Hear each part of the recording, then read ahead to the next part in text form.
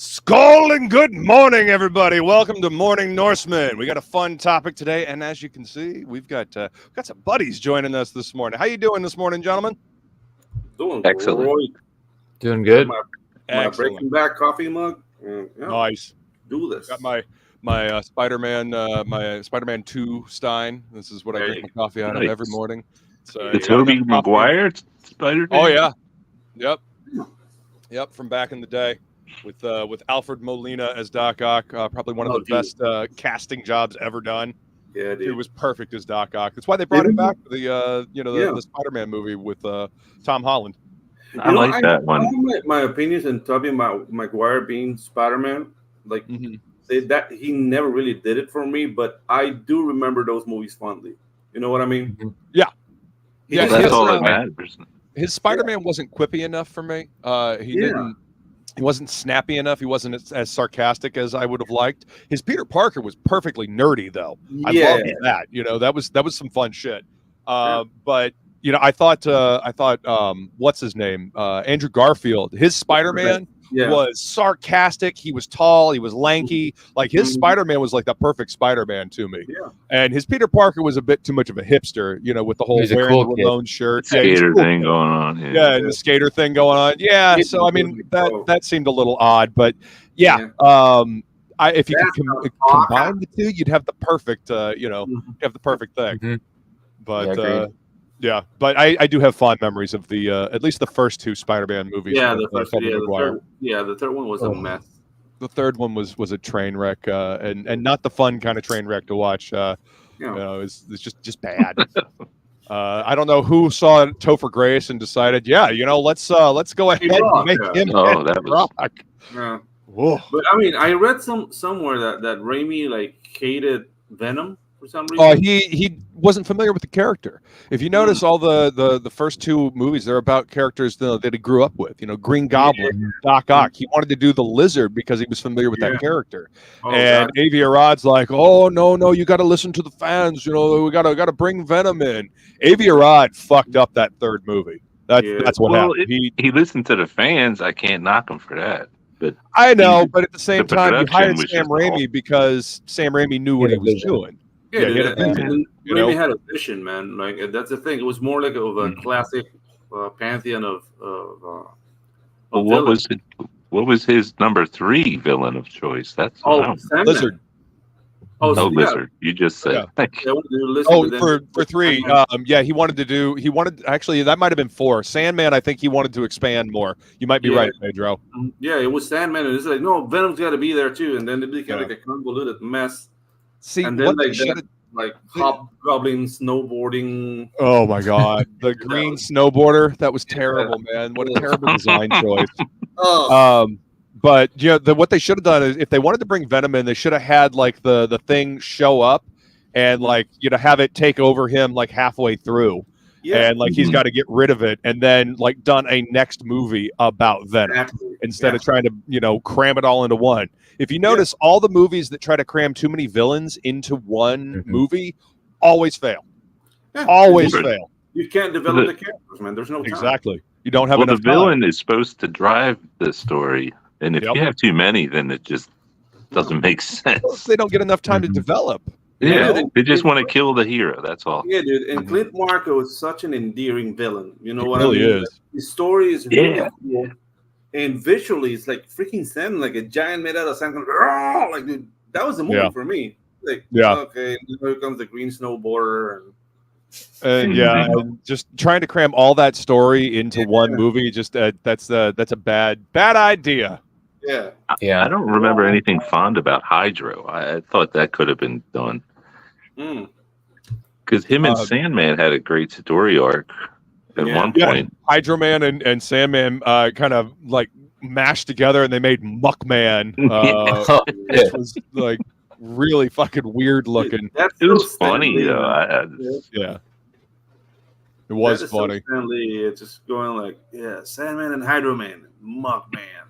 Yeah. I've never actually read that story, but I saw that because of the cards.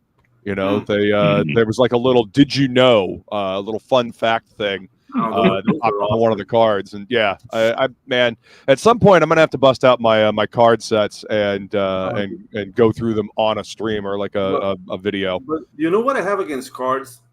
And maybe it's because like we don't have like a normal like comic book distribution down here. Right. It always gave me like nerdy blue balls because I'll see the characters like, oh, I can't get that comic either. Dude, I can relate. I mean, most of the cards, like a lot of the stories in the cards, I was never able to encounter either. A lot of that shit happened long before I started collecting comics, and now the prices on those issues are just astronomical. Yeah, dude. So. I mean, the good thing now is that you can find stuff online to read it if you want. There's digital versions and there's omnibus and essential collections that you can. Oh yeah, omnibuy is the way to go for me. Like I agree. That's how I look for old issues. Just give like a compendium and read your hearts out. Like I don't need the issue. Like I'm not really a collector, and I'm not bashing collectors. Like it's a wonderful hobby, but I just can't do it, dude. Like I can't afford it. I understand.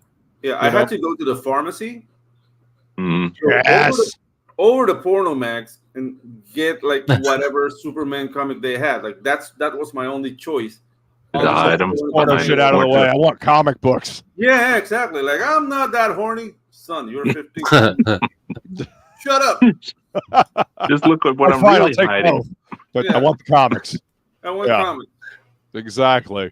So that's what we're talking about this morning. What comics that hooked us. What hooked us this morning? Like, it could be your first comic. It could be something that you read as you were getting older.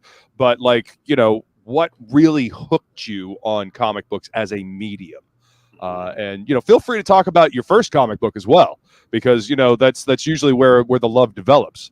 I mean, my first comics were given to me by my dad. As a matter of fact, Pete Cimetti was doing an episode on Comic Book Radio the other day, and it was a great topic about what was your first comic. My first comics were Batman 411 and then Spider-Man Comics Magazine number 13. Spider-Man Comics Magazine is like a digest size reprint of some old Stan Lee, John Romita.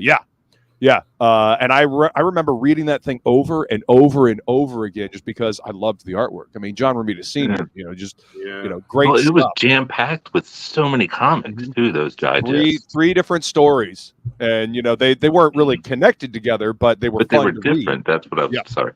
Yeah, absolutely. No, you're correct, man. They were different stories. They were fun, and they didn't necessarily have to be connected together, but they were fun stories. They gave me different viewpoints on the world of Spider-Man. And I mean, Romita Sr. is like the Spider-Man that I kind of grew up reading because of that. That's kind of my definitive version of Spider-Man, or the impression in my brain of Spider-Man.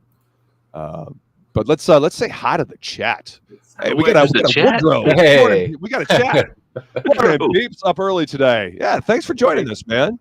Yeah, no worries. Thank you, Woodrow. We got Mike McMahon. What's up, man? Good to see you, Mike. Thanks for joining us, homie. And there's my beautiful lady. Skull, beautiful. Thank you for. I know it's early for you as well, so thank you for being here, baby. Let's see. Mike says, howdy, everyone listening while at work. I appreciate you listening, man. Awesome. This is, I figure any of our comic nerd homies would dig this topic. Yeah. Feline says, oh, wow. Hey, Woodrow. Hey, Pedro. What's up? And you got Fanta. What's up, Fanta? Hey, Fanta. Thanks for hanging out. Let's see. I get no acknowledgement from Feline. That's strange. Oh, she says, "Hey, CJ, right here." You got your own. You got your own. Hey. Yeah, your own. Hey. Yeah, it's a personalized. Hey. That's right. And now I feel all fuzzy. Yeah. Aw, that might just be the scotch. Yeah. Could be. Fanta says, from Frog G and Hunt the Littlest Umbrella hooked me. Tug's book was the first one that I purchased. That's awesome. See, I love hearing that. Great. Comics are great for anyone. Anybody can read comics, and comics can be about anything. It's a storytelling medium. And that's the beauty of it. You know, it doesn't have to be superheroes. You know, a lot of us, you know, we started out with superheroes because that's, you know, that's what was popular when we were kids. And that was what was available. Anything. Yeah. Say again. That was what was available. Yes, absolutely. You know, I mean, but even back in the late 60s into the early 70s, you had R. Crumb doing underground comics. You had Gilbert Shelton doing the Fabulous Furry Freak Brothers, man. You know, there's always been indie comics. There's always been underground comics that weren't necessarily for kids because it's a storytelling medium. When I was at art school, I learned all about hate comics, Robert Crumb. Yeah. Hate. What was it? Milk and Cheese. Evan Dorkin. Yeah. Absolutely, man.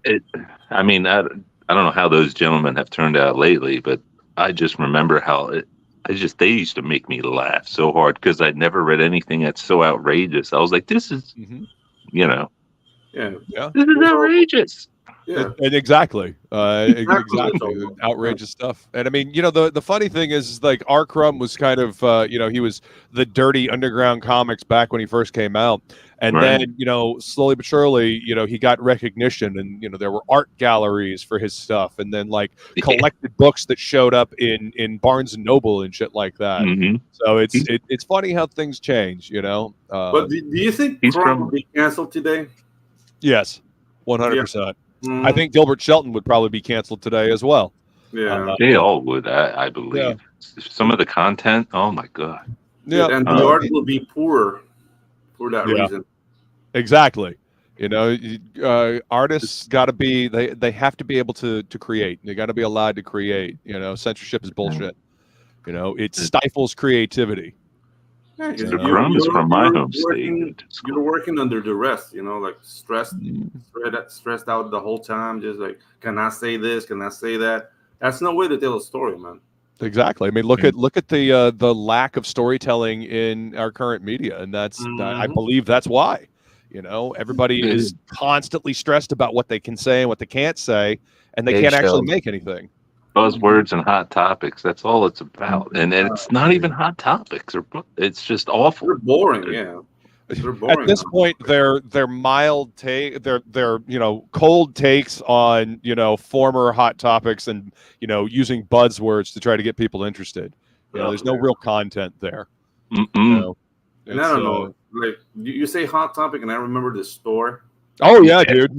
Yeah. You get this like gift card. They used to have some topic. They used to have some good stuff when they first opened. Yeah, but to me, hot topic is people who want the shirt, but they don't want to go to the show. You know what I mean? Yeah. Oh yeah. Yeah. So, dude, I'm gonna mute the. Can you hear that noise? A little bit. It's not bad though. Okay. Are you going swimming? Is that what it is? No, dude. It's a laundry machine. Let me see if I can do something. Whoa. Background noise. Yeah. Laundry machine. Oh yeah, that's definitely better, man. That background noise thing in StreamYards actually does a really good job. Yeah, dude. The thing is, like, my mom is a freak about cleanliness, so she has 2 laundry machines, right? And 1 dryer. So she runs them both. She's happy. That's all I'm gonna say. I don't get it. I wish I had 2 washing machines. Yeah. Hey, you know, if you got a lot of laundry to do, you know, we got I one big comic. She collects laundry machine. Hey, you know, everybody's got to have their hobby, man. You know, it helps keep you happy. Yeah. Go ahead. Way too many like memorable T-shirts and hoodies.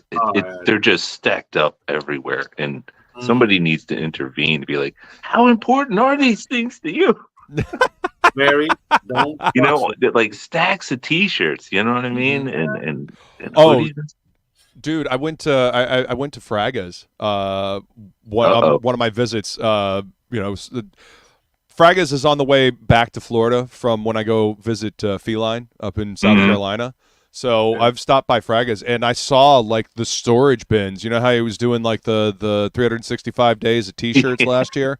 Damn. I saw the storage bins, and I mean, holy shit, talk about a T-shirt collection. I thought I had a bunch of T-shirts, man.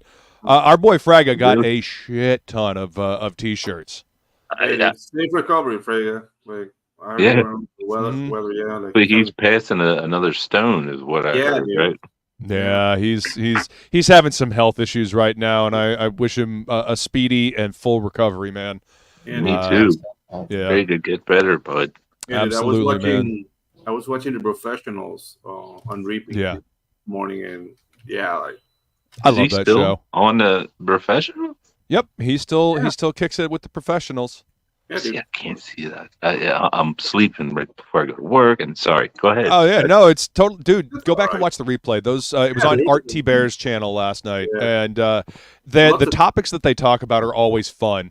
Though Billy Tucci almost got himself canceled yesterday, saying that he didn't like the Rocketeer. I think he was bullshitting everybody. I think he was trolling everybody. I think he just wanted to play a video with Jennifer Connelly in it, and I can't say I blame him.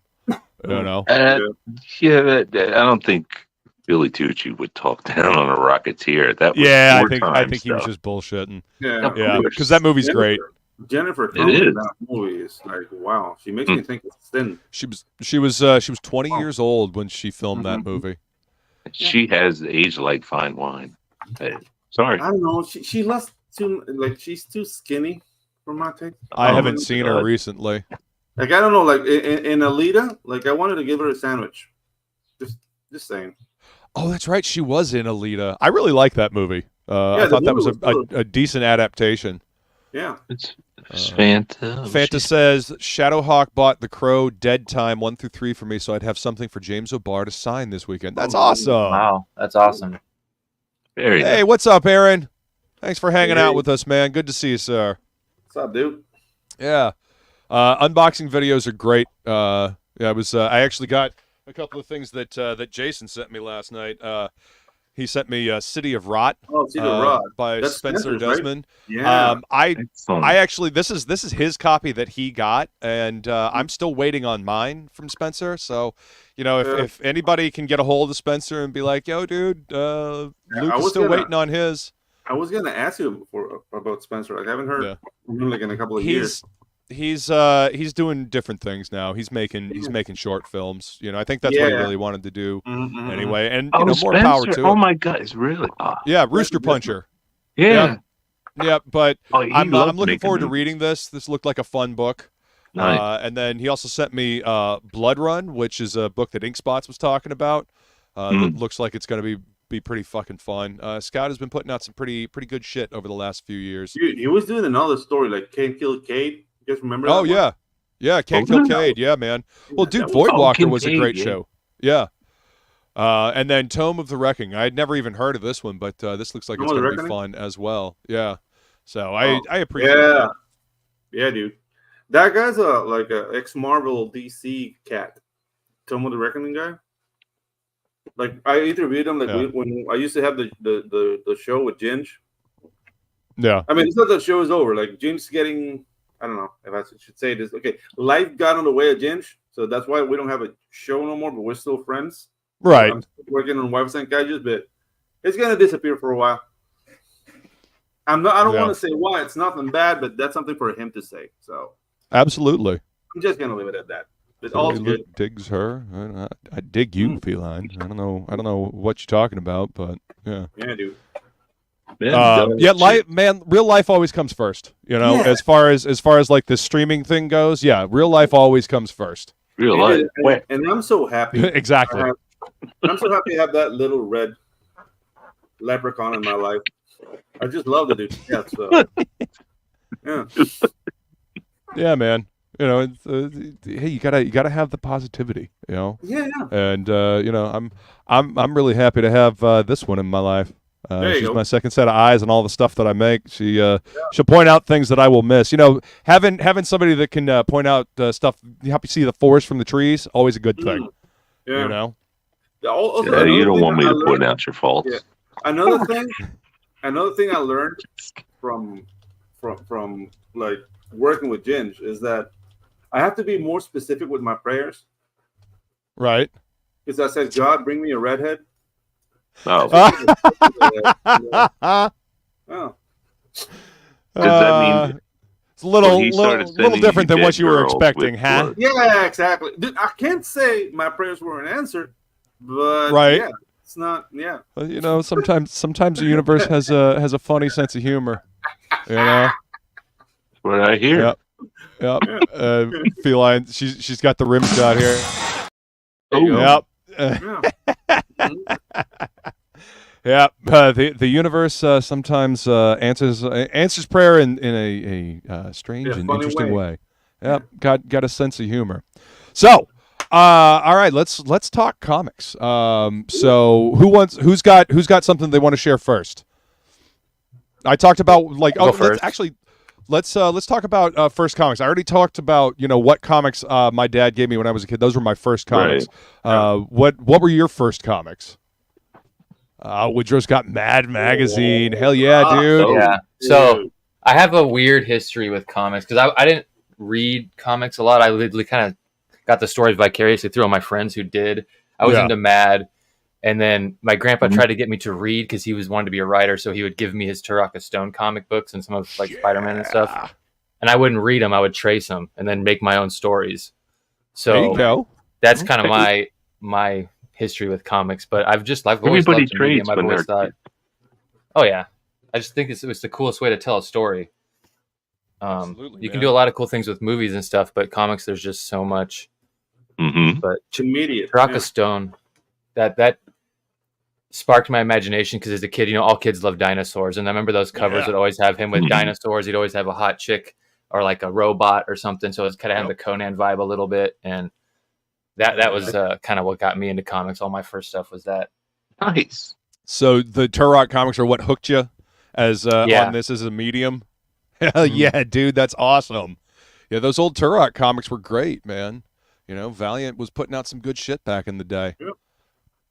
All right, who's next? What hooked you, CJ? What comic hooked you, or what was your first comic? If you want to talk about that. Well, our first comics at our house came in the Marvel flimsy bags. We got Captain America and Amazing Spider-Man. You remember those bags? 100%, and they'd man. be all crunched. But yeah, man. Yeah. I loved Captain America more than Spider-Man. I don't know why, but I just did. I can see the appeal. Captain America is awesome, man. And then years and years went by, and then this guy came out. Oh when this guy came out. Oh, dude, McFarlane. Spider-Man #1. Yeah. That's the silver edition too. Nice. I got a gold one, and but that was seeing his stuff. It was just, it was paradigm changing. I mean, look how many people tried to emulate Todd's style afterwards. Right. Hey, we got Amanda B in the chat. How you doing, Amanda? Hey, what's up, Amanda B? Amanda B. Oh my gosh, Fanta was saying she needs a second pair of eyes so she doesn't walk into shiz, and Feline says she would totally help Fanta too. And Amanda said, help her walk into things. Exactly. But appreciate you guys being in the chat. Thank you for being here. Yes, please. Yeah. I love it. Thank you. So but then when I started getting into, are we doing one comic at a time, or what are we? I mean, what? Yeah. Go ahead and talk about what you're talking about next, man. We're talking about what got us hooked on comics. If it's a series of things that got you hooked on the comics as a storytelling medium, go for it, homie. Well, then after I saw McFarlane, I started noticing Brian Stelfreeze. Yeah. Oh, Stelfreeze is great, man. Such a great storyteller. I dug around for these, but yeah, that and this one is one of my favorites. There it is. Nice. Well, that holds special place in CJ's heart, and we'll talk about that in a. Actually, you know what? Fuck it. You know what? I actually have that pulled up. So the reason why that book has a special place in CJ's heart is because that was the first published work of our boy CJ. Right there here. you go. Look at that. Haha. Nice. And they Yeah. trimmed it all up. I signed it. Can you see my signature? 2K5. Right There you go. 2005. Wow, man. Seems like a Yeah, lifetime You know ago, how much huh? I got for that? How much? How much? $35. Woo! Big money hustler. Well, why Dude, did that's you indie spend it on this? comics. That's indie comics. You want to Yeah. talk? Get into the life. Yep. Let's see. Nope, that's Nicole. Mm-hmm. Really? You gonna mess with me? Windows Picture Well, I don't understand. Like I downloaded both of these images right next to each other. Why are you gonna pull this on me? Oh, because Like God is a woman and he hates you. That's... All right, so let me open up. So you saw the other the cover. Let me bring up the cover. So that was what is this? Curse of the Blood Clan, number 2. That was better than the cover artist. I swear to you. That they decided not to. And I did. What did I do? I think I did 5 or 6 pages with them. Nice. I never got paid for one. Not so nice. Hey, there's a cat. Got some fur. We got some bush. We've got bush, guys. Kitty. He's like, I want to be part of the stream. What are we doing? What are we doing, Dad? What are we doing? This is about me Oh, now. look at that handsome boy. Look at his ear. That's the best part. Mm-hmm. You got it chewed off. Ah! Yeah, dude. It looks like that cat from Men in Black. Like, yeah, the secret is in a belt. Right. So Pedro, what got you hooked? Okay, guys, this is gonna sound like a sob story, but it's really not. Because I mean, it evokes images of poverty and like rolling. I love it. Happy stories with Pedro. Like, I'm a late comer to comics. Like I was 15 when I started reading, and it's because like I always drew, but I was more. I always watched cartoons because that was what we had available. Yeah. But my brother's 2 years older than me. He started working at a paper mill. Mm-hmm. And they were recycling all kinds of paper. So one day he comes with a huge box. It's like, hey, you draw here. And dude, it was like 1,000 comic books in all states and conditions. Like it was not a collection. It was trash, right? Right. But it was all like X-Men 47, Heroes for Hire 22. Like it was like just going like that, like very convoluted. I couldn't get like any of the stores. Like what's happening here? And no way I have no comic book shop to read. But there was one series that was complete in that pile of trash. And it was Jim Starlin's Breed, which is not famous. But dude, like I saw the power of storytelling in comic books through that series. And let me share. And just the cover for it was so like powerful. Like it got me hooked. Hell yeah, dude. Starlin was a badass. Yeah, dude. And this is like Malibu, so it's like blood and sexual innuendo. Oh, yeah.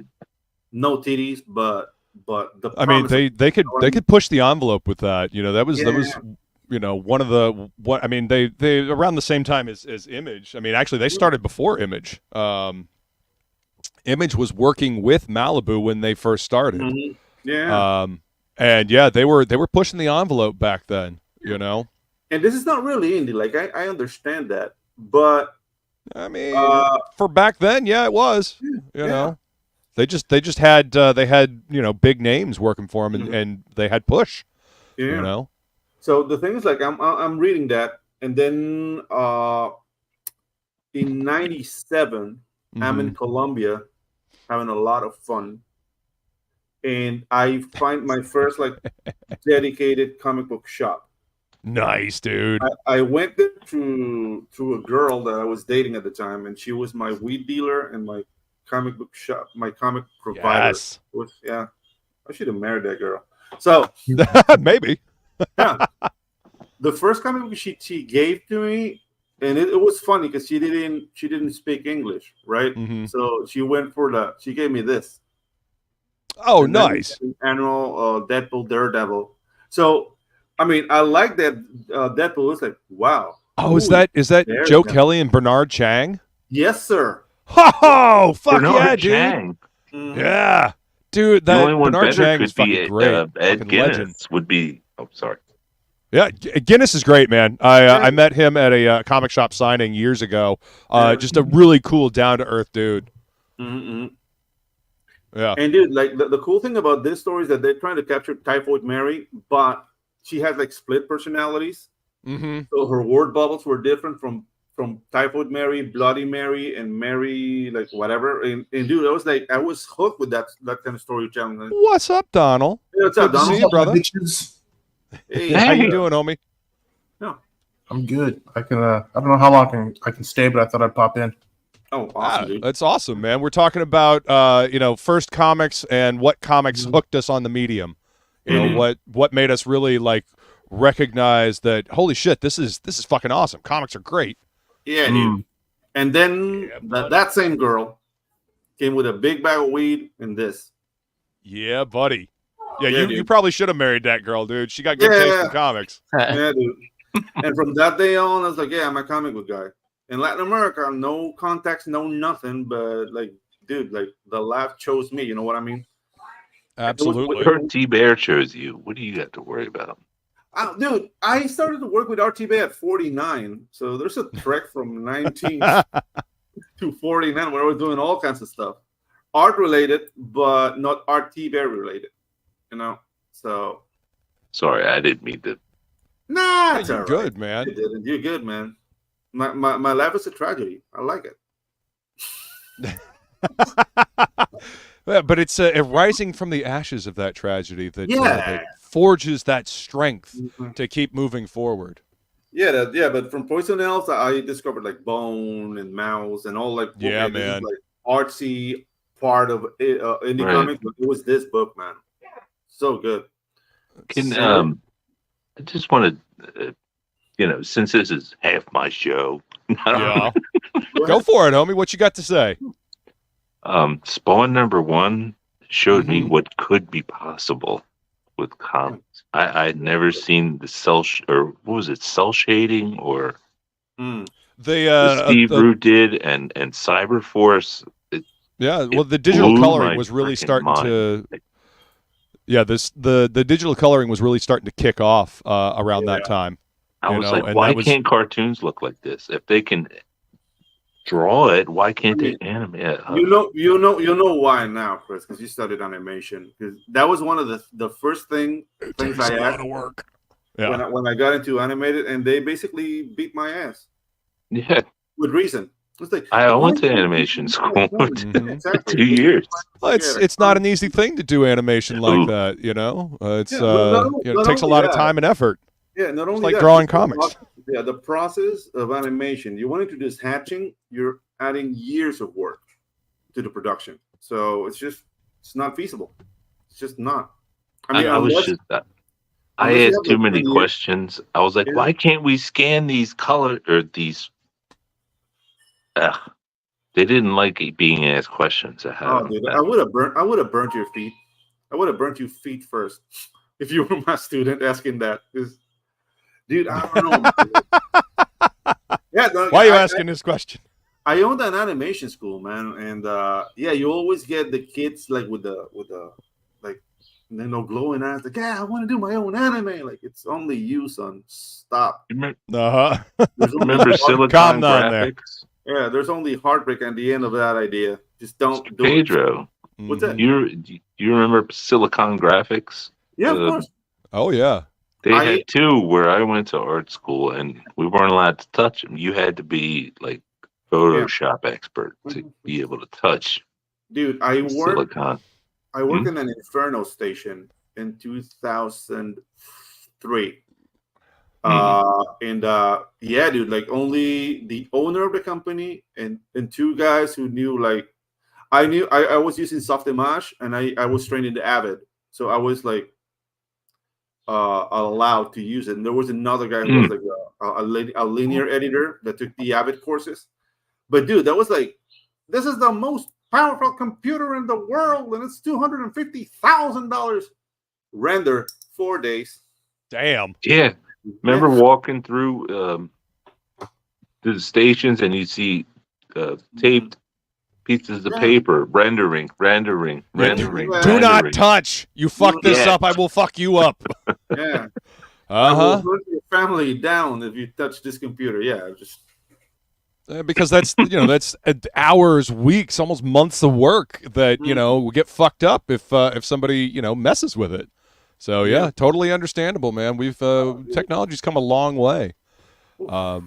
Oliver says Steve Olaf and Ollie Optics work on Spawn is damn. That's right, man. They were breaking ground back then. That man knows. He says, I met Olaf at an Ape Expo, and he had color guides for Akira for sale on his table. I went to that show dead broke, couldn't buy anything. Oh, that's always harsh. See, always harsh. Ollie wants to top my Latin American stories. Stop it, Ollie. That's freaking sad. That is sad. Yeah. Mike McMahon says the first comics I remember getting was Marvel Team Up 73 and 89. One was a Daredevil issue, and the other had Nightcrawler. But I'm old. Ooh. I mean, dude, classic comics never die. Never. Yeah. Classic comics never die. Yeah. And, I want to answer Old Dirty Fatty. There's a good thing about I see you, Aaron. I'm right there with you, buddy. Yeah. These 3 comics I read over and over again. Go ahead, Pedro. Yeah, like Old Dirty Fatty, there's a good doc about making Who Framed Roger Rabbit, and that explains why great animation is rarely done. Okay, the guy who directed Who Framed Roger Rabbit is Richard Williams. And that guy is a bitter old man, so don't listen to him. Like, it can be done, but done properly. Like, yeah, it's difficult. It's very difficult, and you need not only the proper workforce, but you need the right number of people to make it efficient. Like, if you want to make a movie in 4 years at a Disney level, you need like around 270 people who really know what they're doing. If that actually know what the hell they're doing. That's the biggest thing. Yeah, so that's the thing. Like, there's different degrees of quality, but if you explain to people the different degrees of quality, like if you watch the new X-Men show, to me it's awesome, but I can see the shortcuts and I can see where they are. Like, okay, well, you know how the sausage is made. Yeah, they ran out of money here, but there's people bitching like, yeah, it's choppy. No, you try to do it, please. Please go right ahead. I want to see you go bold. Do it. Hey, go ahead. Pedro, do it. If you need a in-betweener or a oh yeah, dude, it's coming. Let me finish some stuff. I want to set up like the online school thing, but I also want to make an online studio, and I'm speaking with some like indie creators to start making a channel, and we're striving for what would be like what they did with Marvel Knights. Those animated shows, which is more like of a hell yeah, dude, a motion comic plus thing. So we're aiming for that. And well, I'm gonna say that I'm speaking with John Hervey about it. I remember now. And once we get that, I miss John. Oh, dude, he's busy. So I know he is. I haven't talked to John since the last time I had him on New Book Who Dis, and I miss him. He's good peeps. Yeah. The Invincible. That's the thing. Like the characters in Invincible seems to be designed to be animated. You know what I mean? Ryan Otley's work is very animation, style. In the way he draws, it lends itself well to animation. I guess I should say. I'm kind of digging the new X-Men show as well. It's better than I thought so far. I'm still cautiously optimistic that it'll keep going. The voice acting is really good too. Although I wish that they would have had the original Jean Grey doing Jean Grey's voice, because every time I hear Jennifer Hale, I know it's Jennifer Hale, and she's like what's his name? That does the voice for everything in every male character. Mel Blanc? No, the dude that does stuff nowadays. Anyway, it's just you always hear his voice. You always hear Jennifer Hale's voice, And whenever I hear Jennifer Hale's voice, I actually think of Black Cat from the '90s Spider-Man animated series. Oh, yeah. I can't not hear Felicia Hardy from the Spider-Man animated series from back then. But the new season of Invincible makes fun of animation shortcuts, says Immortal Rising. Yeah, they do. Yeah. But I mean, let's see. Invincible is a fun show. I want to see how they're gonna treat the artwork. Just I haven't seen that. I don't know if that episode's out, but you know, like that kid gets used by an older lady at some point in that story. So I want to see how they handle that scene with what's her name? Ursula is her name? Oh yeah, that one scene. That one scene. I haven't read Invincible, but I've heard about that scene. Yeah, that was pretty traumatic. Yep. Yeah, dude. Hell yeah, dude! Look at that. That's some beautiful Sylvester stuff, man. Oh, dude, look at that, dude. So Middle finger. Middle finger. That's right. Mm. Able to do what the hell they wanted to do back then. Didn't have to worry about comics one code of the authority. images that changed the way I started to see art. The stacked muscles, him and Jim Lee. I mean, they did it earlier. I mean, I have my old Silvestri Wolverines too. Oh, dude, love the old. I have my Jim Lee X-Men, and I got all that stuff. But this is when it started to look beautiful. When they started to use that shading on it. Oh, the colors lent themselves well to the line work. That's for sure. Aaron says Mignola readjusted my idea of comic book art. Oh yeah, dude. Absolutely, man. Yeah. Mignola broke a lot of boundaries. I remember the first time I saw his artwork was actually on Cosmic Odyssey, I think is the title from DC. It was back in like '87, I think. That was the first time I saw him. And, seeing him do the work on that, it just kind of was like, this is interesting. Oh, and Wolverine: The Jungle Adventure. Actually, now that I think about it, that was probably the earliest time I saw his work. You guys remember that, where Wolverine's in the jungle and he faces off with an Apocalypse clone? Didn't he put a T-Rex in that? Yeah, absolutely, man. There was a good book. I still have the trade that I got, somewhere, and all of this stuff. I think it's in my Wolverine box. But Donald, what about you, man? What was your first comic, and what hooked you on comics as a medium? My first comic, I don't know what the issue was, but it was an issue of Wolverine where he's going to Japan, and it starts off with him going to Japan. He's going through the airport, and they can't figure out why he's setting off the metal detector, so he shoves his arm through the X-ray machine and says, "This is your problem," right? Something like that. That was the first issue I got. I think I remember that one. Yeah, what hooked me was Youngblood #1. Oh, nice, dude. Heck yeah! What about it? Was it just Liefeld's bombastic art style at the time? Yeah, it was. I was just starting to draw myself, doodling and stuff like that. But he blew me away. It was like so cool. Yeah, man, dude, he was on top of his game back then. The way he drew back then was so graphic in its representation, and it had that energy. It had that kinetic style that Image became known for after that. Yeah. So I get it, man. I totally get it. Yeah, I also get why people don't think he's accurate anatomically or bodies don't move like that. But who cares, dude? It's freaking fun to watch. Yes, yeah, that's what comics should be. Yeah, dude, and that's was all about the rule of cool. Yeah, dude, and I envy you guys in that sense because we can get Image comics down here at the pharmacy. So all I saw was Wizard magazines and announcements "Oh, this came out from Image." It's like, I wish I could read that. Wow, it looks so cool. Yeah, dude. Yeah. See, Oliver's I can't. I don't think I can top Pedro's stories. Yeah. Yeah. Dude, don't even try. Yeah. What's up, Angela? Welcome. Thanks for joining us this morning. So I told about my first comics, but the comic that really just kind of blew me away as far as comic books as a medium and storytelling as a kid was this issue of Uncanny X-Men Annual. This is Uncanny X-Men Annual number 12, part of the Evolutionary War. Art Adams' art in this book just blew my mind as a kid. Well, I couldn't believe how clean the line work was, how, you know, dynamic the figures were, how good the storytelling was. I read this issue over and over and over and over again. You know, this is actually the issue that actually made me start paying attention to artists, you know, because I told you about the Marvel, the Spider-Man, Amazing Spider-Man magazine book.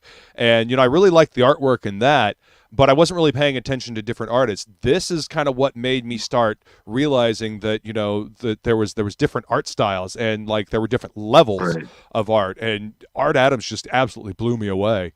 The copy I have of this actually has the title cut off. So it was, I got it, I guess for free from somebody because it was getting sent back, you know. So this part right up here was cut off, but just the backup story with the X-Babies, you know, this story, I mean, this was my X-Men right here, you know.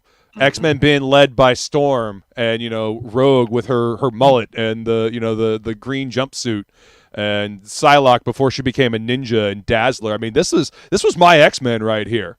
You know, I fucking loved this shit. You know, this is what got me loving X-Men. Nice. You know?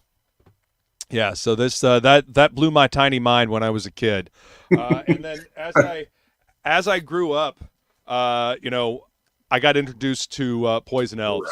Yeah. And Poison Elves is my all-time favorite indie comic book ever.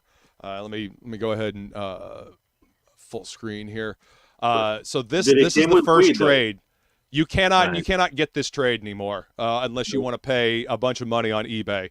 This right here, the kind of omnibus, the Mulehide years.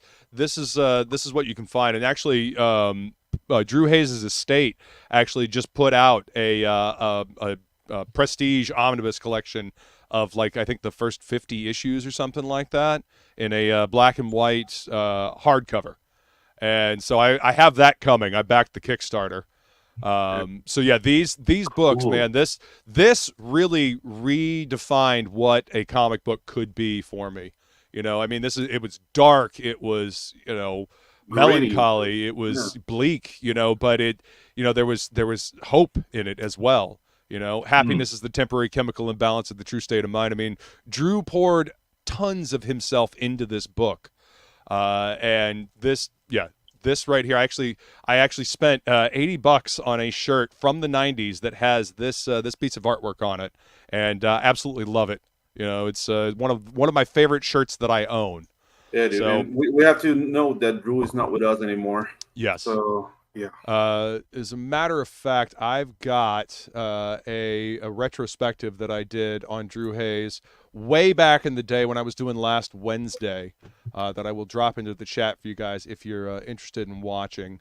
I retitled it Death Metal Hero Remembers Drew Hayes, but it started out as Last Wednesday Remembers Drew Hayes, and it was kind of one of our creator spotlights. I did that right after Drew died, and so that shit made me super sad because he never got to finish his story. You know, he was just getting to the good part of the story that he'd been planning for, you know, decades, and he died. So yeah, if you can see some of the covers for Poison Elves back here. Started out as a magazine-sized book called I, Lucifer, and he eventually changed it to Poison Elves because he got sick of people asking if the book was about Satan. Satan, yeah. So and Inkspots and I actually did a Do You Even Read on the first 50 or so issues of Poison Elves as well. I'll drop that link in the chat so you guys can check that out. Another indie book, of course, black and white, that blew my mind when I first read it was The Crow. And you want to talk about a story of loss and heartbreak and, you know, bleak. You know, this book, you know, again, kind of helped redefine what comics could be, you know, as a storytelling medium. This is a first printing from Kitchen Sink Press back in the day. I've never been able to get my hands on the original single issues because they're ridiculously hard to find. But yeah, I remember reading this because I had older friends that were into comics. I remember reading this, and then the movie came out. And that's part of the reason why I fucking love that movie so much, is because I read this first, and I felt like they did a great job adapting the source material to to the movie. So yeah, indie comics to me, they can take the medium and they can expound on it. They can run wild with it. They're able to do whatever they want with it. They're not beholden to tropes. They can break those tropes and construct new stories.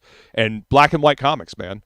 I love black and white comics. Dude, speaking of black and white line comics, work. like what's your opinion on Bone? What's up, Red Dress?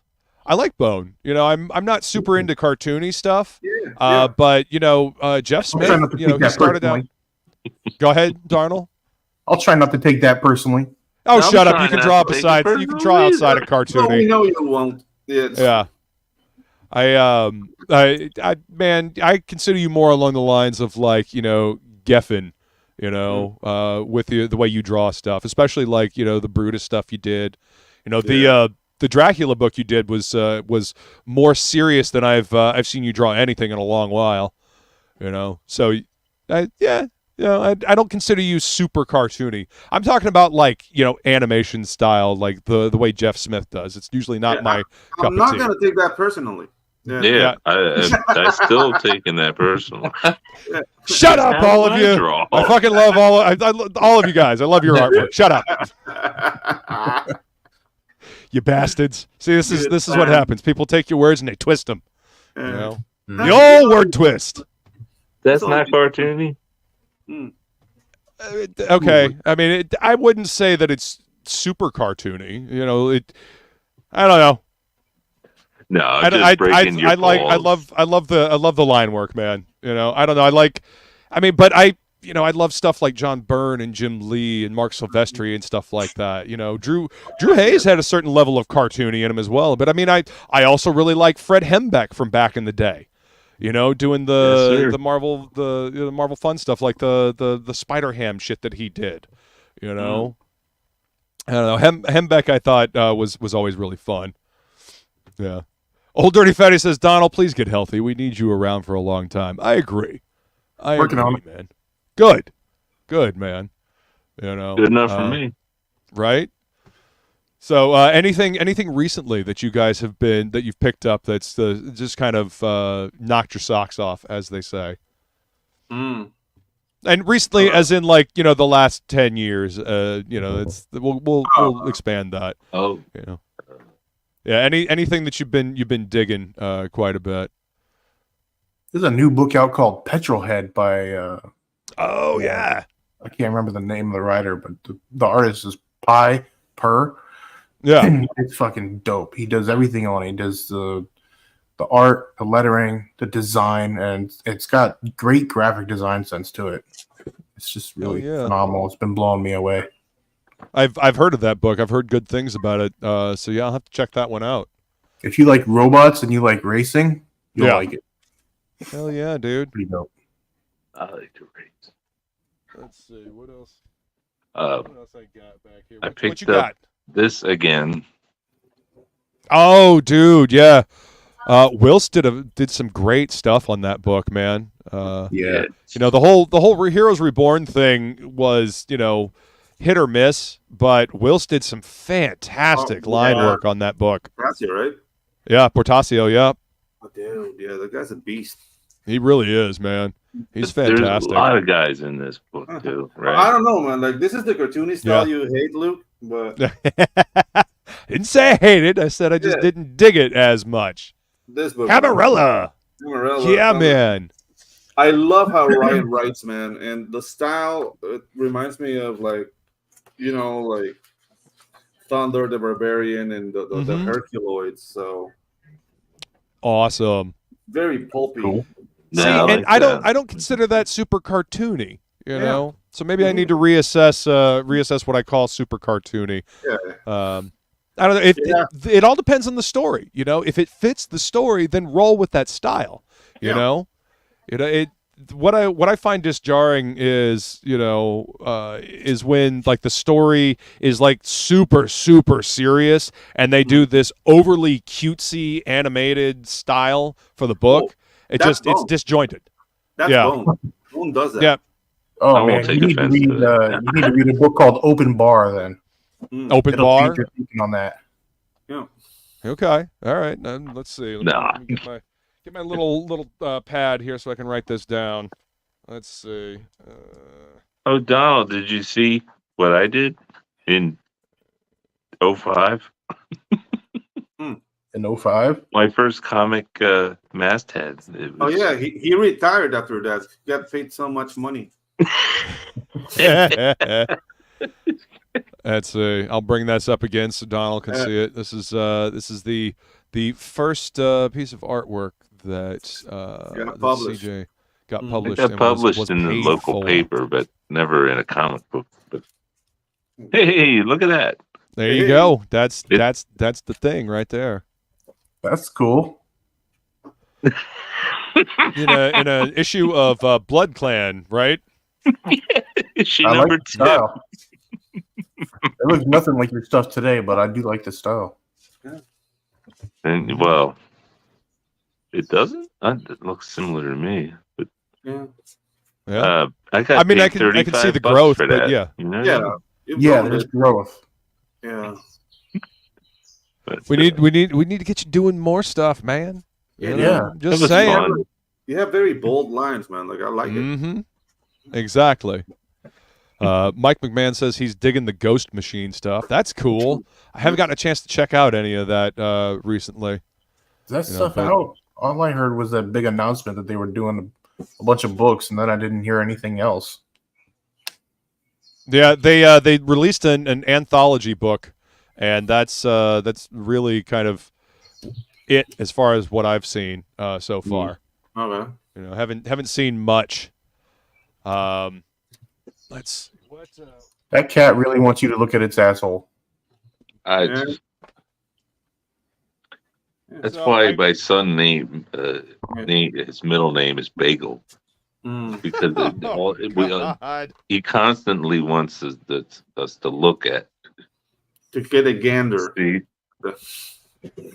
So not watch, but like a good gander at that bunghole. Right. I guess this might not be recent, but I absolutely love this book, Fear Agent. Yeah. Dude, this book, Remender and Tony Moore. Like I love Tony Moore's line work, and I was super disappointed when he left Walking Dead, and that was part of the reason why I stopped reading it, just because Charlie Adler's great when you're doing a kind of a noir crime story, but you can't like have Tony Moore's amazing line work and then bait and switch with Adler. I mean, it's just Tony Moore's just got such crisp, clean lines, and then you fucking switch it up to Adler. Like that's a jarring visual change, man. You can't do that to people. That ain't fair. Yeah. But yeah, if you've never read Fear Agent, I highly, highly recommend this book. It's I've got all the single issues, and I've also got all 4 of the final edition trades, just because they're really well done. I never finished it. I kind of jumped off it when Opeña took over. Because at the time, I didn't like his style. Yeah. He gets better over the course of that book, man. And then he started doing X-Force stuff for Marvel, and Opeña is great these days. Yeah, I love his work now, especially when he did 7 to Eternity. That was dope. Yeah, 7 to Eternity is a great book. What's up, Jimmy? Good to see you, buddy. Hey, how's it going?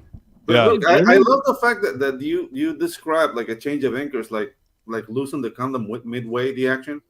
Like, how can you do this to me? Like. Well, but I understand though, because you're like it's like pulling the rug out from under somebody, man. Yeah. Well, the biggest one that I've ever experienced was when the 10th issue of Battle Chasers came out. Oh yeah, but that was recent too. After how many years? Yeah, 30. Yeah, exactly. That's the thing. Like to me, Battle Chasers is like that chick you didn't know you broke up with. It was like, oh yeah, her. This collection of the first 9 issues. That's Battle Chasers ended right here. If Joe Mad's not drawing it, it ain't Battle Chasers. Sorry.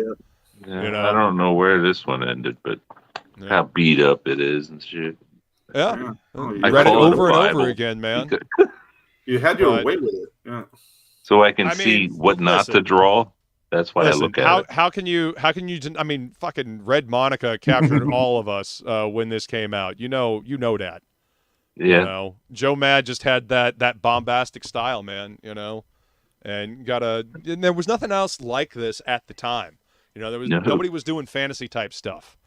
He got a lot of hate for it, especially from fellas like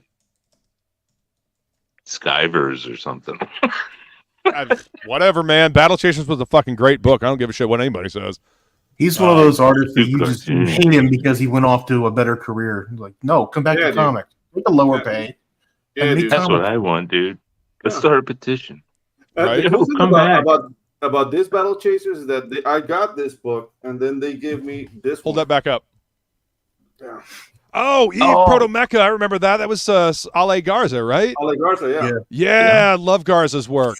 So I got these 2 books. Hell yeah, man. Not for the price of one, but like I got Battle Chasers. Like, hey, you can get this one at a discount. I was like, who's Alejandro Garza? Okay, let's buy it. And dude, it was freaking awesome, man. I get the Joe Mad poster of that. Yeah. It's like, what's nice. it? 3x5 or foot? Yeah. But I don't know. Out of all the cliffhanger guys, I think Campbell is my favorite. Out of the 3 guys, like Ramos, Mad, and Campbell, like that's me. Yeah. Or Bachalo. Yeah. He's like my absolute favorite. Yeah. I have to say that. Oh, he does great work, man. Mm-hmm. Absolutely. And to touch on what you said, Donald, 7 to Eternity was a great series. I don't know that if I was going to pick a recent series, like within the last 10 years, 7 to Eternity was probably my favorite. You know, Remender does good shit. Let's see. Didn't know who Joe Mad was until I started talking to everyone online. Well, now you know. Now you know. Mike McMahon says Geiger, Redcoat, and Rook all came out on the 3rd. Oh, okay. Yeah, those are all books coming out from the Ghost Machine stuff. Oh, is that already out? Yeah, that's apparently it is. I haven't been to the comic shop in a while. One. Yeah, that's what that's the only thing that I had seen is the collected one. And your camera is saying no. Blurry, sir. ElfQuest. My camera's like anti-independent. Oh no, Ghost. Yeah. Oh, there you go. A Ghost Machine. There you go. Jeez. Yeah, it's a little. Is that an invisible ink or something? Yeah. Teasing. Yeah. Nice. So it I didn't know they came out, man. Redcoat and Geiger and all that. Yeah. Heard good things, man, and I like seeing creatives, creators getting out there and making their own companies again. You know, we need good indie comics that'll get people reading comics again. So what we're talking about, Jimmy, is what got us into comics. What hooked us. It can be your first comic. You can tell us what your first comic was. It can be what really kind of blew your mind as a comic book. Chris John's got the belt buckle. Right on, man. That's a weapon. Yeah, right. Sure is. So yeah, what really kind of what got you hooked on comics, Jimmy? Well, I mean, the first comic I ever saw was Wildcats #1. And when I saw that, oh, nice. I went, wow, man! I didn't know people could draw that way. I didn't know it existed. Right. And the second book I had gotten was Youngblood #1, and I went, oh my God, people draw this way? Oh, and were you mad about it? I was pissed, Were dude. you mad about it? No, I was like, oh my God. No, it was really inspiring in a way that I went, if Rob Liefeld can do this, anybody can, Yeah. And it inspired me as a teenager, the first comic I ever saw, because Jim Lee's was so high up there that I went, I could never do this. And then when I saw Rob Liefeld's work, I said, I can do that. If he can do it, sure, I can do that. So Rob Liefeld inspired you. Yeah, they both did in a way, but then when I went to the store, I said, they started to show me Marvel DC stuff and mostly DC. And I went, nah, this looks old. You got anything with this kind of art style? And they were like, oh, you want the rest of the image? And then the guys there at the store go, it sounds like you like independent. so they started introducing me to more independent stuff, and I found the Crow, I found the Men in Black, and hell yeah, early Ninja Turtles, and but Turtles were back issues at that point. But yeah, dude, I don't know, man. Like I did have that mentality, but the moment I went to animation school in 2002, they beat that out of me right away. I bet. That's not how you draw. Yeah, dude. Live drawing, idiot. Like, okay. But I never lost the love, though. Like, what were they trying to do, the Disney thing? Yeah, and that's the thing. Like, that's one of the things that happens with animators. Like, they'll end up like drawing almost the same way. Yeah. And that's something that I don't know. Like, I fought with that for a couple of years, and I think I'm still fighting it. But yeah, dude. Like, they end up drawing like, 'cause you got to work in a unit. So it's like, okay, this is your model sheet, and this is how you draw a face. And then you get like, I mean, not all the way like Call Arts, like the banana smile, like there I was before that. So thank God.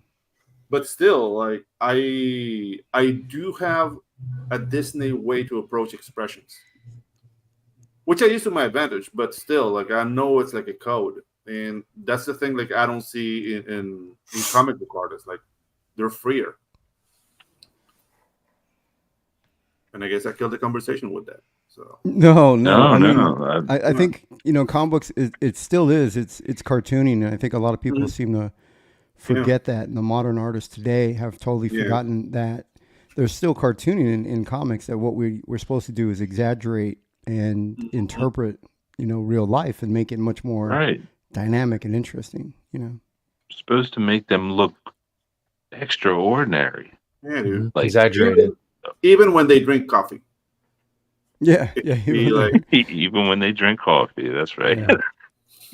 Yeah. Speaking of which, I was looking through my books and hey, look at that. This is the stuff people want to see in comics. Dude, I was trying to get back into comics in 2015, so I bought the Hulk, Indestructible Hulk. Oh, Linus Francis, yeah. I love Lionel Francis Yu's work. Yeah, some of the stuff in here is actually really good. It's the Spanish, like the Spanish football, soccer football. Lino. Right.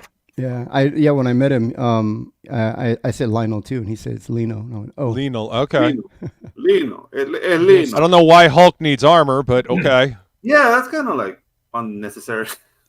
Well, I like this because in the beginning of the story, Bruce Banner is he basically in this story gives he stops trying to fight the Hulk and sells the Hulk to the agency, right? SHIELD, and they use Hulk as a nuke and they give him resources to build whatever he wants, and he sort of has this resentment against Iron Man and all them because he's not famous, they are, so he starts like making their devices and stuff, and that's a scene where Iron Man's trying to poke at him and he pisses him off, thinking that he's going to expand and break the armor, but then it just grows and the Hulk like beats the hell out of Tony Stark. So like there's some kind of interesting stuff in here, but it gets okay, why is that always satisfying? The Hulk beating up Tony Stark. Like because he can take it. Yeah. Well, also the arrogance of Tony Stark sometimes, Hulk for hire. Nice. Okay. Yeah. I got the hardcover collected, but I love his work, man. I love Lino's work. Yeah, the art's amazing. Fantastic, man. I love the Wolverine stuff that he did. He was on Wolverine for years. Oh, when he was really doing the years. Yeah. But he did who? Lionel Francis Yu. He did. He did some Wolverine with Warren Ellis. There's I think it's either a 3 or 4 issue arc called Not Dead Yet, and it's some of the it was back when Wolverine still had his bone claws, but it was some really well done Wolverine storytelling. Warren Ellis really kind of leaned into the fact that he didn't have the adamantium. And at one point there's a couple of cars that smash into each other and they completely destroy Logan's legs because his bones are shattered now. And he's crawling away. Obviously he'll heal, they'll knit themselves back together eventually, but for the time being he's basically crippled from the waist down, and he's got to try to get away from these people. So I mean he did a good job with those stories. So just I don't know, nerfing Wolverine like that was cool. But it should have been shorter. You know what I mean? Oh yeah, they ran with that shit for years, and it was what declawing? The de-adamantiumizing. Yeah, I remember reading that issue and being so fucking pissed at Larry Hama for pulling that shit. Yeah, like because he was writing Wolverine at the time. So talk about coincidence. Hey, look, what take it easy, Fanta. Oh, hey, Joe man. This is what gave me hope. Nice. Yeah. Cool. Yeah, Tim Townsend inks. Yep. Yep. Yeah, that was when they were kind of pushing Wolverine to be more feral. I think around that same time they took away his nose and his adamantium. Yeah. Yeah. Well, they took away his adamantium and then kind of slowly started degrading into, becoming like more feral. Because at one point he had, a bandana over his head and, no nose. Oh, the red, and he's, had the fur coming out the sides of his arms. I mean, they were really kind of making him more beast-like rather than anything else. Yeah. Yeah. Well, isn't he more animal than, I don't know, man. I guess it's up to the reader. Well, he's feral, yes, but that's his berserker side. But he's like the Ronin. He fights and strives to be a samurai. He strives to be an honorable man despite his berserker instincts. His short temper and his and the fact that he primal. covered somebody else's woman. Yeah. That's honorable. I mean, he had his own thing. He samurai, man. What do you? Yeah. Samurai. Yeah. They do that. Yeah. Do they? I mean, but Claremont used that whole love triangle to grade a plum in the X-Men books. That interpersonal drama got people hooked on it. Do you guys? David Lapham, he started in the Independents, and he had what was his book that he had? Do you guys remember? Was it Straight? No, wasn't Straight Bullet, right? Silver Straight Bullet or something? 100 Bullets. That was Azzarello. No, David Lapham. He started in I think Independence, but I remember. I don't remember what the title was. Oh, dude, 30 Days of Night. And fucking Steve Niles, man. Hell yeah. 30 Days of Night. Yeah, David Lapham did a little short run on it. And, nice. Man, he did incredible work, man. At first, like you meet this guy who's got this girl like tied up in this bed and kept in the apartment, but then you find out she's a vampire. It's pretty cool. And like he's trying to take care of her. Yeah, I hate it when that happens. Yeah, no. Gotta be careful about that. And then, dude, this book right here, dude, if you guys can get this is better than The Walking Dead, man. Oh, the nice. series takes place I've never in a even small heard of town. that one. Okay. Yeah, ferals. So the women carry this virus, and it's transmitted through sex, and it's vampirism, and so you become a feral, and some of them become if you give in too much and let it go, they end up becoming full werewolves and can't change back. Oh shit! Okay, but it's pretty graphic on the inside, man. They rip bodies apart. There's nudity in it. That's too close to my real life, man. I'm uncomfortable. It was from Avatar, so it's pretty. Oh pretty yeah, Avatar was great, man. I used to love their stuff. Yeah, but it's so good, man. Like when you get in there, like it's with people. This could be a TV show, man. It feels a lot like The Walking Dead, but more adult, more horror, and I mean it's really good, man. I definitely recommend it. I only have the first one collected, but yeah. I don't know if they have more collected. I haven't been able to find anything else in hardcover. Old Dirty Fatty says vampire girlfriends suck. Oh, hey, I've got something for that. Yo. Like at the beginning, you're like, what the hell's going on? This guy's like kidnaps this girl. He's got her tied into like a water heater or bed in his apartment.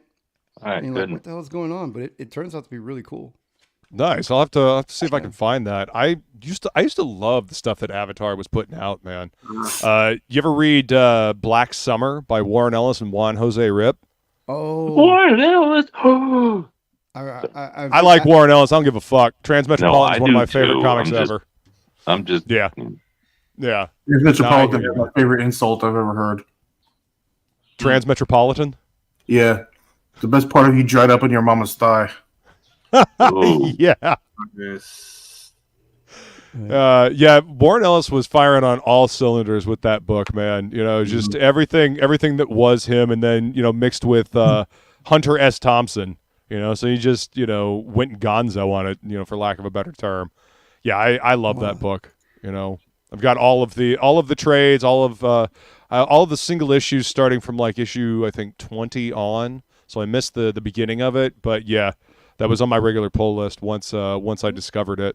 And I think when we look at Marvel Comics during the time when they started doing the Ultimates and all the badass stuff at Marvel, is really when they brought in guys from the independents. And these guys came from Caliber Press, Brian Michael Bendis, you know, all these guys came from Caliber Press. And they used to have a book called, it's a collected anthology they used to have all their stuff in. I forget what the Caliber Press. Caliber Press or Caliber Presents, Caliber Comics Presents or something like that. I thought it had a name for it. Like Negative Burn. Remember. It was called Negative Burn. Oh, Negative Burn. Yeah, I remember Negative Burn. Yeah. And it was a full like independent, and man, so much talent came from there. You guys got to like go back and flip through. It was a black and white anthology book. Each month you got short stories, kind of like Dark Horse Presents did theirs in black and white. And so much talent came from that, man. I mean, you know, they're big names now in the industry, and you don't think of them as starting small independents. Yeah, Bendis used to be able to write. He used to be a good creator. You know, used to make fun, engaging stories, and now he just, you know, completely plasters words all over comic pages and writes, you know, corporate schlock. But Drew Hayes, actually, Poison Elves, Drew Hayes and Brian Michael Bendis, they used to have a mock feud going in their independent books in the letters columns. You know, they used to, you know, Drew Hayes had a book, had a thing called Death Threats. They were at the end of his books, and that was, you know, the letters column. As a matter of fact, I've got a collected edition of all the Death Threats, you know, up on the shelf there. But yeah, Bendis used to write in, and you know, Bendis used to be an actual independent creator, and he used to love comics, and now he just, you know, he's a corporate shill. Yeah, he had that was gold. I bought every single issue of Powers. I had. That was my love, man. We were talking about that already. I'm sorry. No, we hadn't brought up Powers. Bendis and Michael Avon Oming. Before that, he had Jinx and Goldfish, right? Yep. And Whiteout was another one that he did. A Dark Horse, I think. Yep. He had that book about Elliot Ness too. I can't remember what it was called, but he wrote and drew that. Yeah. Wow. Yep, he used to be a comic book creator, and I don't know what happened to him. You know, my favorite book of his is Fortune and Glory. Yeah, I guess. Oh yes, yeah. He used to come to the tiny little cons around the small town where I Avon Oming, and it was all the indie artists. It was small. It was so awesome. Anyway. Imagine in 10 years from now where all the CG creators are going to be. I mean, these guys are going to be huge, big names. See, this is what I mean. Indie comics always pushes the medium forward. Yeah. And I'm going to be fat as hell. So if you mean huge by that, yeah. Exactly. That's what I'm saying. We're all going to, you know, everyone's going to be standing in Taco Bell. Well, if you're huge and fat, that means you're eating well. So I mean, you gotta be you can afford it. Well paid, exactly. You can afford to chonk out and eat well. Yeah, I'm not fat. I'm well paid. Yeah. You know, exactly. You know, that's what we're gonna go with. You know, that's the metric. Lamb leg for breakfast. Let's do it. But I discovered guys back in the day. I got into Billy Tucci's She because you said Poison Elves. That reminds me at the same time, published through Cirrus, was Cry for Dawn. Oh yeah, dude. Cry for Dawn was a great book. Yeah. Joseph Michael Linsner actually did a cover for Drew Hayes' relaunch Poison Elves #1. Oh, damn. Yeah, it's a beautiful cover too. Painted cover and his painted cover, cell. man. It's a gorgeous cover too. Yeah, I have both the #1s of the Serious Poison Elves relaunch. Yeah, and it just kind of continued the story, but beautiful book, absolutely beautiful book. Yeah. I got to meet Stephen Hughes when I was before I had broken in right before I broke in. The samples that I took that I was going to take to my interview to the first work I ended up getting. Yeah, I met Steve Hughes at a comic store and I showed him my work. That's awesome. And he ripped apart my work. And awesome. But it was so good because I went back and I reworked what he said. Yeah, and I landed work. And I got there you go. I got in the industry, and then I never got to thank him because he died shortly after. So. Yeah, dude. I actually was not allowed to. I was not allowed to read Lady Death comics nor Evil Ernie, obviously. Yeah. You know, when I was growing up, and once I was old enough to buy my own shit, of course I got into Lady Death and Evil Ernie and just fucking loved those books. So I never got a chance to meet Stephen Hughes, but I absolutely love that dude's work. His line work is just so good, especially on those early Evil Ernie comics. Yeah, it was Lady Death. Early stuff, and he was like humble. He was really cool. He was nice about it. Like he didn't rip me in, like try to break me down, but he was really. It was like he was really trying to explain to me, like he was really trying to help me out and where I needed. He was help, trying to impart wisdom to you. Yeah. I still to this day I still remember he was telling me, he was basically telling me like I was rendering everything, foreground, background, everything. He's like, you're doing this right here, this sketching right here, and you're doing it in the background. But he didn't call it rendering. He didn't call it cross hatching. He just said you're doing this stuff right here. Right. You're doing the same stuff in the back. And so he's like, you gotta break it up so people the eye can focus. And I went, oh damn, and it always stuck with me. See, and that's the kind of stuff that people need. Like that's the kind of things that artists need to hear. They need to hear, like, you're doing this right, but you need to switch this up.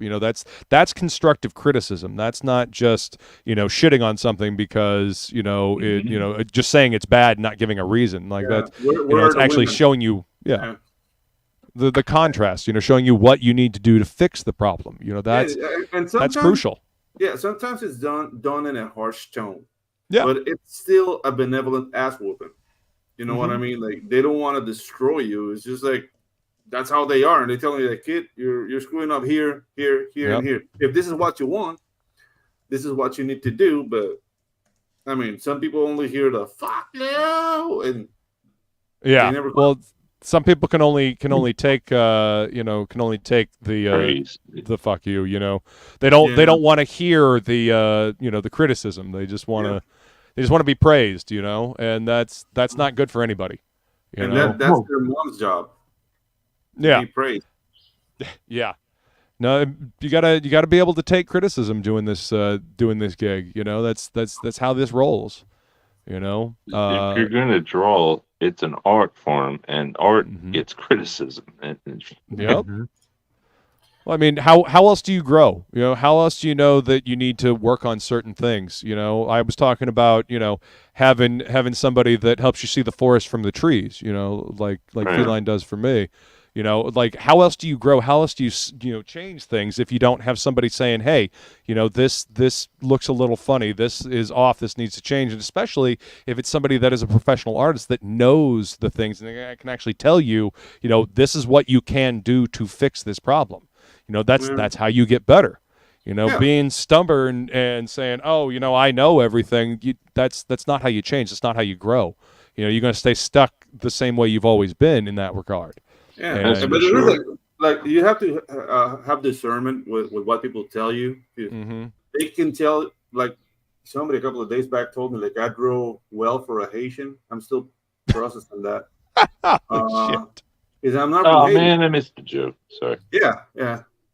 But I'm not from Haiti, but I'm still thinking about the comment. I might bring something out of that, but I didn't get like mad. It was just okay. I'm not barbecuing people, like. Right. I mean, not barbecue, but why did you see that in the way I draw? Like, right. Can you just tell your people to stop invading our country? It's just getting ridiculous. Oh, Chris John, newsflash, is not my people. Sorry, I the smallest colony in the U.S. Like, we don't get out of here. Like, life is good here, but yeah, you got to talk. It was the only thing I had in my holster, and it was completely terrible. I'm sorry. I appreciate the sentiment, sir. So this is my first work that I ever landed, and I started in the Independence, and I was about 18 years old, I think. Right on. And I had just discovered comics. I didn't even know I could draw. I had no idea, how to draw. I didn't even know anything about comics. And at my local comic store, when I was getting ready to put my portfolio together to have an interview with the Antarctic Press, that's when I met Steve Hughes. And nice. So he went over some stuff with me, and I showed my portfolio to the guys at Antarctic, and they gave me the work. And this was the first cover. And I had no idea who the Guyver was or any of this stuff, man. And I'm happy that I got into the Independence, because, man, that's where the heart of comics were in the 90s, was the Independence. Oh, yeah. 100%, man. I was happy to get a masthead, believe me. But I really appreciate. Thank you for sharing that. That's awesome. Yeah, that is wicked cool, man. I mean, nobody's work at the beginning when you start out, man, is going to be super fantastic. Or I mean, it's there's still a lot wrong with it, but Jimmy, just for comparison, do you get paid for this, right? Yeah. Can you tell us how much? Yeah. I got $50 to pencil and ink a cover. Hey, bitch! Yeah. He's rolling in it. Yeah. Big money hustler. Yeah. $50 in 1990 or 1991. Yeah. There you go. Yeah, and I got $35 in 05. Hey, I mean, adjusted for inflation, it's not bad now. Yeah, that's a nice runner. My book came out, and this book didn't come out till '94. So cool. It was. Well, I got my newspaper clippings in there from the earlier.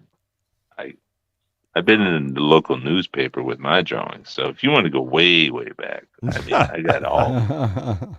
That's awesome, though. Yeah, I've got to get going. So it was good hanging with you guys. Hey, again. Thanks for coming to hang out, Donald. Old Dirty Fatty says he knew you before you were famous. So he knows me now. Yeah. Thanks for coming to hang out, man. It was good to see you, brother. See you, Donald. Yeah, dude. Awesome. Take care, man. Old Dirty Fatty says, I've said it before and I'll say it again. The best portfolio review I ever saw was from Jim Shooter. Super helpful and even-handed. Yeah. Because the people that give an even-handed portfolio review, they actually want to see you succeed. They want to see you get better. They want to help. They want to encourage. They don't want to tear people down. They want to build people up and see them do better. Dude, I don't know. Like, one of my nightmares is what Bern Hogarth did to Frege. Oh, Lord, story? Dude. Yeah, dude. That's just rude. Like, if you're gonna do something like that, one, you ask. Two, put a piece of tracing paper over it. Yeah, or something like. Dude, like, ugh. Bern Hogarth basically just started drawing directly on Frege's artwork. Oh, damn. Yeah, without even asking. Just started correcting shit without asking. That's just rude. And the worst artist to draw over you. You don't want Hogarth. You don't want any advice from that guy. Yeah, exactly. I'm not about. I wasn't gonna say it, but dude, like, no, don't. Let me see. I've got 3 Hogarth books right here: Dynamic Light and Shade, Finger Drawing, and Dynamic Hands. Don't buy those books. Learn to draw comics. Don't let that guy. I mean, that's my opinion there. I mean, in animation schools, they told, like, buy any live drawing book you want, but not Hogarth. Like, this book right here. This is the book to get. Bridgman's Drawing from Life. Bridgman, you want Bilpu, you want Loomis. Yep, Loomis, absolutely. I fucking love this book. I've gone through this book a couple of times.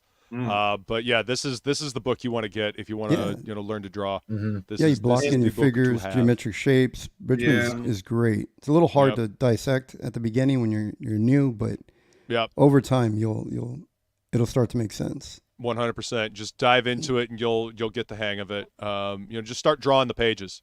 Start drawing everything you see on the pages, and you'll get into the shape language that Bridgman uses. Block out the shadows. When you can create blocks with the human figure. Like when you figure out the chunks and the blocks you'll be golden. Yeah, absolutely. Luke's getting there. Thanks, man. Well, no, you are there. I'm sorry. Hey, I just want to be better today than I was yesterday. I want to keep learning. No, you definitely have improvement, man. I mean, thank you. Now that you're drawing a book, you can see that you're really learning. Because that's really the best school is to have a project. It sure is, man. It sure is. I've been so impressed with his work. Oh, thanks, man. Over the past couple of years, it's okay. So this is not like I appreciate it, man. Thank you, Chris John. Thank you, Jimmy. I appreciate that. Yeah, this is not like a how to draw book, but how to approach drawing. And I always give this to my students, so it really helps you. It's this one. Oh, Drawing on the Right Side of the Brain. Yeah. By Betty Edwards. So a woman. Yeah, so I'm recommending a book by a woman. So. Okay. Oh no! How controversial! How dare I? No, but no, dude. Like this is very, very interesting in the approach of how we see things. And dude, this book is just gonna like help you if you're having trouble visualizing. So yeah, Drawing with the Right Side of the Brain by Betty Feline has that one. That's a good book to have, Feline. Look it up. Do the exercises. It's a good one. I actually I don't know that I constantly draw with the wrong side of the brain. Yeah, exactly. And also drawing with the I don't even know that my brain decided how I draw. Yeah. I mean, I've got I mean, once I made it known that I really loved drawing, I was given, a bunch of different drawing books. I mean, I don't know if you guys are familiar with this one, Joe Kubert's Wonderful World of Comics. Oh, I've never seen that. Wow. Never seen that one. This is Joe Kubert's how to draw book. This was obviously he's had the Joe Kubert school for years and decades at this point. What does it look like on the inside? Wow, look at that. Damn, it's already good. Whoa, it's 11 by 17. What is that? Yeah, it's a big book, man. Whoa. Backgrounds. I mean, see that? Nice. Yep. He breaks it down in geometric shapes, like he's showing you guys. Robots. Robots. See? Ooh, naked ladies. Of course, I open up to this page right here. Nipple action. Yep. That's right. But breaking down the human figure, blocking it out. Yeah. And the contrapposto thing, which is so lacking in some books. Black out the muscles in the back over here. The bone structure. And you got a She-Hulk type figure over here. How you can up the figure but still keep the basic shape. I mean, this book was fantastic, man. Characters with style, as you can see. I've got this one bookmarked. Kubert, he really put his all into this book. He's one of the legends in our industry. And this getting the ages right over here. Well, they got a school named after him, for crying in the mud. He founded the school, and I still love his son's work. Adam and Andy Kubert. They're some of my favorites. Their style reminds me of Joe's, but they have their own unique flavor and flair. They do. Do you like Adam or Andy? See, I like Adam. I love Andy's style in that it's very similar to Joe's, but I like how Adam kind of changed his up a little bit to be a little different. He can do like the super serious, but he can also add a little bit of cartooning in there to That's right. And the detail is his work on Batman Predator was badass. Yes, fucking love those books. That 2-book run, man, that was awesome. Yeah, those books are great. I prefer Andy's though. I think I just, especially when Sandra Hope gets on him, meets him. Oh yeah, my favorite stuff, man. I love Andy's X-Men work. His X-Men work. He took over X-Men after Jim Lee took off, and he did some really great work on there. The Avengers X-Men Blood Ties series. Some of his depictions of Wolverine are just fantastic. Oh, look, you showed that, and dude, I gotta be really careful with this book because I paid $200 for it. But Playboy, issue number 1. It's like it was found in a cave in Vietnam after the war. Oh shit! But yeah, dude. But Sounds racist. How did they smuggle it? Sugar Chris says a book by a woman. You're kicked out of the club, Pedro. And Feline says, hand over that man card. Yeah. Oh no way! This is Disney. The Art of Tarzan. The Tarzan. Yeah. Yeah, dude. And this is Glenn Keane doing like muscle studies in France. Oh wow! Years prior to working on the book. Yeah. And that's dude, cool. This book is just like an ode to movement. Like if you want to make figures, like check it out. No, it's not going to teach you something, but it's going to open your brain on like on the roughs. Todd McFarlane talked about that when he was drawing Spider-Man. He would kink the wrist and then kink the palm and then kink the fingers. That's from Tarzan. Yeah. This is all you get from doing gesture drawing, guys. Gesture drawings are a fantastic way to loosen up and to also, get a feel for the human figure. Like, absolutely. Look at the weight distribution on this pose. Yeah, fluid lines, lines of action. I watched that Tarzan movie infinite times just for watching him sliding on the trees and then crawling and stuff. I've rewinded, watched it again, rewinded. Like, that's something you can do in Blender now for free. But this software was like $7 million to develop. Jeez.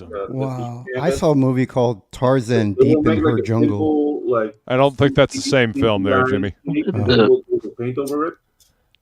So, oh, wow. One of the people who worked at the Deep Canvas was one of my teachers, Brigitte Paul. It's got connection. And yeah, dude. And that's fantastic, dude. Basic. There's some storyboard work. So if you can find it and you have the money available, I'll say, like, dude, just go and buy it, man. Dude, that's so money. Yeah, dude. The body language, the gesturing, like the miming within the figure, that's something that modern comics today just don't have. Yeah. And that's something that's sorely lacking, like in some people's work. Like, I'm not gonna bash anybody, like that's not what I'm trying to do. But like, dude, like awesome designs. But when you start moving it, like you can tell like something's missing, and it's like the underdrawing, the construction of the pose. A lot of figures are stiff these days. There's no movement, there's no life, there's no acting. Yeah. They're action figures rather than living, breathing people. Yeah. They're with the coffee. Yeah, well, and see, that's the thing. I think they're just drawing like stills of people. They're not actually thinking about the scene that they're in. They're not actually thinking about how somebody would move. I don't know about you guys, but when I'm drawing something, especially like if it's an emotional scene or if it's like a conversation, you got to have that be visually impactful. You got to I act things out. I'll put myself in that body language to kind of get a feel for it. It's and then draw it. Yeah, it's ridiculous to look at, but the results are going to be great. But yeah, don't let anybody see you doing that, though. You're going to question your sanity. Out of curiosity, this is off topic, but I was going on YouTube to tweet out this stream. Did they change the layout? It doesn't let me underneath. It had the little share button anymore underneath. Sometimes sometimes you gotta hit like the little 3 dots next to it. Yeah, and it'll bring up more stuff. Usually the share button is like right next to the thumbs up, thumbs down thing. Yeah, it's not even giving me the thumbs up. Anything. It just shows. Sometimes you just gotta reload the YouTube page then. Yeah, because it won't show up. Yeah, it's weird sometimes. But yeah. So weird. I'm not getting the full layout, I guess. I don't know what's going on. Yeah, I do that. Sugar says Pedro stares for hours at drawings of mostly naked men for his art. Yeah. The sacrifices we make for our art, Yeah, dangling cock and balls for your entertainment, people. That's what we do. Old Dirty Fatty says, I once asked Joe if I could take his correspondence course during my 3rd year in the school, and I think he was hurt. Probably. I actually have my old correspondence course from the Kubert school. I unfortunately never finished it, but I did learn a fair bit from it. But isn't like the Kubert school hell expensive? Oh yeah. Damn, Yeah. I would have loved to have been trained traditionally, or have gone to any kind of art school or Me something. too. That would have been awesome. The Hubert School from Dover, New Jersey, never replied to me. I wanted to go to that school. I know. Man, it was so expensive, man. Yeah. Far away. I'm never gonna tell you guys how much I spent on animation. Well, animation school is expensive too, man. Yeah, but still, like, I came to a country that had no animation industry to speak of, and I paid those loans in 4 years. So there you go, man. It was money well spent. Yeah. Hell yeah, dude. Is he talking about Dover or is he talking about animation school? No, I went to Vancouver, Vancouver Institute of Media Arts program, and it was awesome. They had animation department? Yeah. I mean, Van Art started as a 2D animation. Like the founder, Lee Mishkin, like he worked on, you know that movie with the fish, like Wilbur, that fought in World War II. It was like the classically animated with live action. Like that was his film. Oh, Wilbur. Yeah. With Don Knotts. Yeah, with Don Knotts. Yeah, I remember that movie. Oh my gosh. That's Lee Mishkin's film, and he worked for Warner Brothers and all that stuff. So he founded Van Arts, and dude, like I had like top-notch teachers, like Disney, like layout designers, Warner Brothers animators. Like it was like the real deal. But dude, that it was harsh. So it's like, okay, you were accepted because you can draw, but you can't draw. Now sit. Well, the thing is, you know how to animate in 24 frames and easily 12. You know how to animate. Yeah, that's what I learned in pencil. Flipping. And that's the thing. Like some people are animators today, and again, I'm not bashing, but they don't have that background. They do it directly to the computer, and they use like, I can animate on Flash or After Effects, and screw that. That's awesome. But if I give you a pencil and I give you a freaking like animation disc and tell you to start flipping, The Incredible Mr. Limpet. Thank you, Feline. I couldn't remember the title. Yeah. And Mr. Ang, please let me in between and let me. Dude, it's coming. It's coming. Like the things like this is all like, dude, we're all building our platforms right now, and I'm setting things in place to get that. Because, dude, I want to get people to work. I want to make some money, but I want to get people to work. Because you can't really do this animation thing alone. It's just no. Yeah. It takes a team of dedicated people to do it. Yeah, dude. Thank you, Feline. I was thinking of a different film with a very similar title. Oh yeah, The Incredible Mr. Limp. But you find that at the back of the video club behind. Yeah, you gotta go through the beaded curtain to go find that one. You know. Find that one, You saved me some embarrassment there. Thank you, Feline. Yeah. Oh shit. Well, we've been going for about an hour and 45 minutes now. I gotta go check on to Grandma, so I'm gonna go ahead and wrap this one up. This has been a fantastic topic of conversation, guys. I love conversations like this. I hope people find it inspiring. Because we gotta inspire the next generation to keep doing this. Otherwise, it's gonna die. Not only the next generation, but the old guys. Some people are just feeling down. So like, I want to drop this. That's me. Yeah, I want to. No. I want to go into the forest and fall trees or something. We're trying to steer the ship, man. We're trying to keep it from hitting that iceberg. Yeah, exactly. 100%. And that's the only way we do that is by making good content. Yeah, dude. And I don't know if you guys are aware of the new Webtoons contract. No. Dude, like if there's a time to go indie and try to do it by yourself, it's now. Because right now the Webtoons contract is like we can buy your IP from you with no other like offers if we feel like. So basically they will take your IP. If you get like option to do a show, they can just buy it from you and now it's theirs. Nope. Do not put shit on Webtoons. Do not do it. So, dude, I can still staple comics together with typing paper. Yeah, dude. Like you can go to Wix and do your own page and do what Webtoons is doing, but what we need is what we're doing right now, dude. We have to strengthen this network.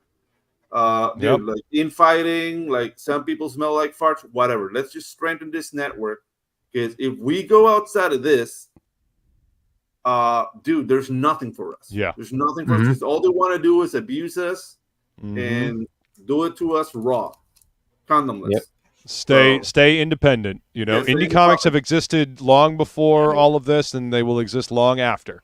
You know, self-publishing is more viable now than it has ever been. So that's what we got to keep doing. Absolutely. Yeah. All right, guys. Thank you so much. Everybody, go check out these amazing creators. Check out the links in the description of this video. Thank you, Feline, for posting the link to the Mercenary Guild.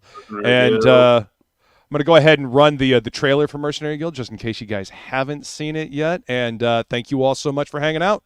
In a small war-ravaged town on a remote island, an evil once thought banished still lurks deep within the land and is reawakening.